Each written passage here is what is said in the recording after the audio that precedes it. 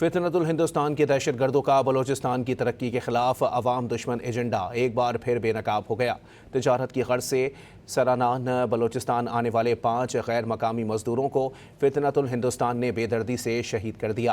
ابتدائی اطلاعات کے مطابق 5 غیر مقامی مزدور سرانان میں پھلوں کی تجارت کی غرض سے آئے تھے، جنہیں فتنۃ الہندوستان کے دہشت گردوں نے نشانہ بنایا۔ فتنۃ الہندوستان کے دہشت گرد بلوچستان کا امن و امان تباہ کر کے معاشی ترقی میں رخنہ ڈالنا چاہتے ہیں۔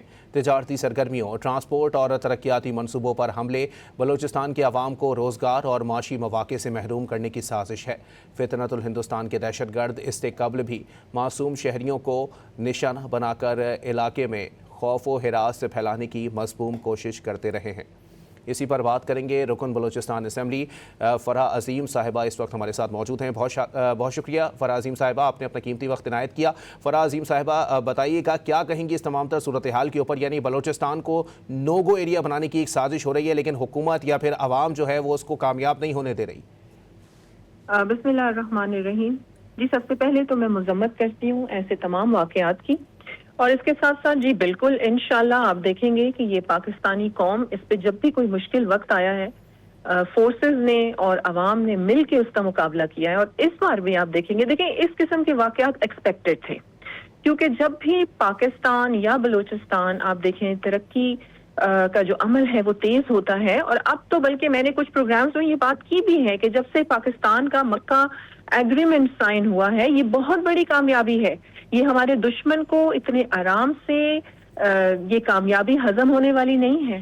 اور دیکھیں، لیکن یہاں پر ہماری جو بلوچستان کی عوام ہے اسے بھی یہ سوچنے کی ضرورت ہے اور فیصلہ کرنے کی ضرورت ہے کہ جب یہ اس قسم کی جو ہماری انویسٹمنٹ آ رہی ہے، تجارت ہو رہی ہے اور ٹریڈ کو روکا جا رہا ہے، یہ بلوچستان کے عوام کے حق میں تو بات نہیں جاتی، تو یہ کون سے ایسے ہمارے دشمن ہیں جن کے حق میں یہ بات جاتی ہے؟